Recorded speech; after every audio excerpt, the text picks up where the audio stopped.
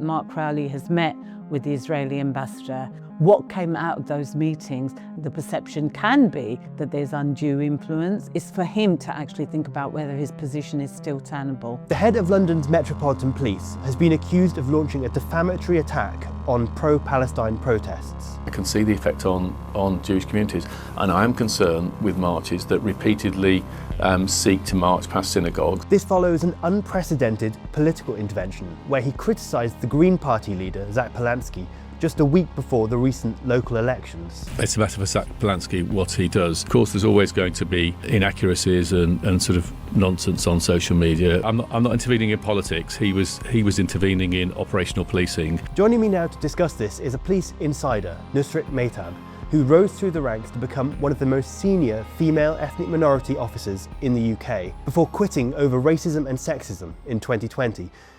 Nusrit, thanks for joining us. A lot of people will be really appalled to hear Mark Rowley's comments about the Palestine protests. Just take us through what he said and what you make of it. Police officers are bound by the Nolan principles of integrity, objectivity, impartiality and political neutrality. These are not optional. They're not things that you can negotiate. Now, Mark Rowley appears, from some of his commentary, to be sidestepping from the Nolan principles. And, things when he comments on particular marches and his messaging, his language, and the repeated commentary can lead to the public perception that is policing really fully detached from politics? Is he carving himself a political career? Is he doing the groundwork in terms of going into politics when he leaves his current role? We've got two protests coming up this weekend. We've got the pro-Palestine rally and we've got the Tommy Robinson demo as well. But Mark Rowley has only spoken out about the Palestine rally. What do you make of that? Well, yeah, most of his narrative, messaging, public messaging and language has been focused, repeatedly signalling out one protest, which is the anti-genocide protest. And he's made no commentary on the right wing. Now, on Tommy Robinson, the march is there. And we know, certainly from the last march in 2025, that some of the rhetoric in that was a hate speech. Some of the rhetoric about Muslims and some of the international speakers that were there. Islam is our real enemy. We have to get rid of Islam. Islam doesn't belong to Europe. Islam doesn't belong to the UK. It was really violent rhetoric, anti-Muslim hate, and it was violent rhetoric. Yet, police chiefs or politicians, they weren't climbing over to make political statements. And the perception can be, based on those that rhetoric, that is he aligning himself to the right wing? Or is it possible that he's carving himself a political career in terms of where he's going in the future? The organisers of the Palestine rallies have accused him, not just of being defamatory, but of actually lying effectively about what they're doing, because he said that they are deliberately walking past or trying to walk past synagogues, and they've said that's just not true. Many of these marches, they set out with an intent to march near synagogues, etc., and every single time we put conditions on to prevent that. But even that intent causes me concern that they repeatedly ask to do such things. In terms of slogans and chants, I can see many of them are felt sort of viscerally by Jewish communities. The organisers have all come out and said they want him to retract that, and they've actually put in a formal complaint with MOPAC. But this is all about moving away from blurring the lines of operational policing and political positioning, because then the perception is that security and safety and security is only there for one community, when actually safety and security should be the domain of all communities, whether they're Muslims, Jews, Christians, the black community, LGBTQ+, all communities are concerned about security. We know that Mark Rowley, along with other senior people at the Metropolitan Police, have had meetings with the Israeli Embassy and representatives from the Israeli Embassy. Is that normal? And do you think that there is a level of political influence going on?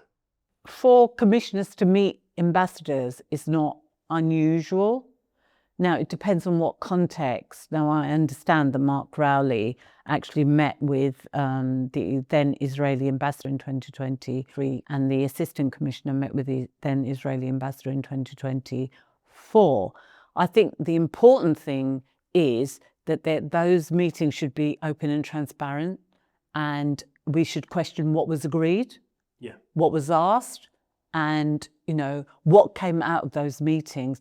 Otherwise, the perception can be that there's undue influence, because once you put all that into context, so Mark Rowley has met with the Israeli ambassador, then there's context about then there's a commentary on one particular form of demonstration, continuous, repeated, and the Israeli ambassador is a stakeholder in an international conflict, one side of the international conflict. And then Mark Rowley then is commenting on protests related to that conflict in a negative light. The perception can be that, he's aligning to one particular group. Let's talk about the Golders Green attack. Now, obviously, there's a limit to what we can say because someone has now been arrested. But just talk us through the kind of very basics of what happened that day. Issa Suleiman, who's the suspect, stabbed a friend of his, a Muslim man, at 8:50 in the morning. I think it was in South London. And then at 11:15, he stabbed 2 members of the Jewish community in Golders Green. Now, after that, he was arrested and he was tasered because he had a knife. It's transpired that he has a history of violence and a history of mental illness, and he was known to Prevent. So he's known to a number of agencies. Prevent, for people who don't know, do you want to explain what Prevent is? It's part of counterterrorism. It's to move people away from extremism, a system in doing that, and people can be referred through various portals to Prevent. And so he was known to all these different agencies, yet I think it was in 2008, he'd actually attacked a police officer, stabbed a police officer and somebody else. So there were 2 people stabbed and a police dog. So he's quite violent. Police are aware of him.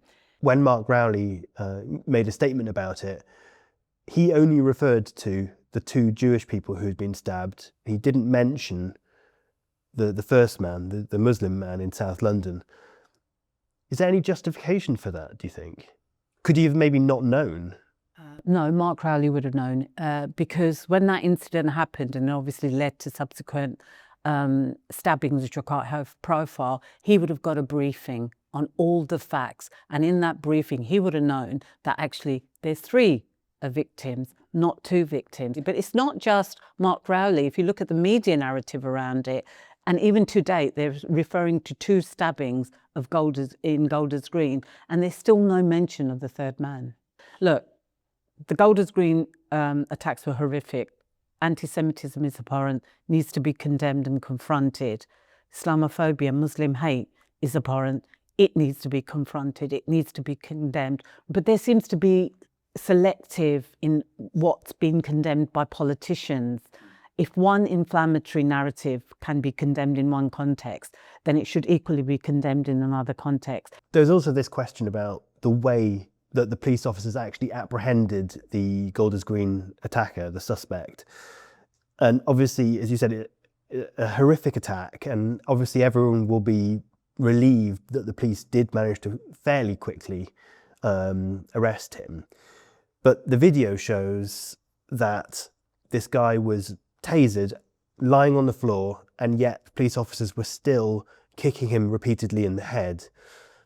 Zach Polanski came out and kind of criticised this, but then Mark Rowley kind of accused him of being an armchair critic and of inflaming tensions further. What's your take on it? You've 30 years in the police. Well, as far as I know, unless that's changed, and I don't think it is, officer safety doesn't teach you to kick somebody in the head.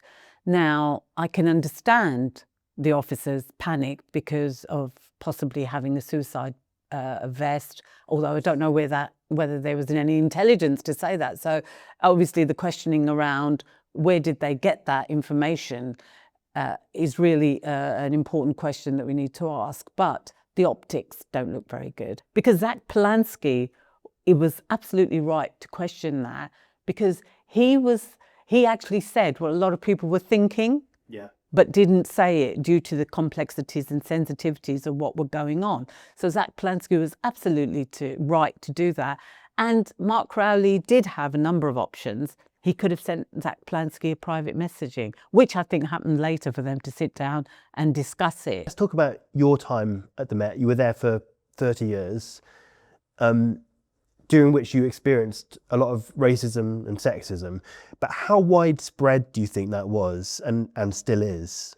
Well, my experience in policing comes from, not theory, but it comes from my lived experience of having decades of being in the police service. And when I joined, I entered a culture which was overtly racist, misogynistic.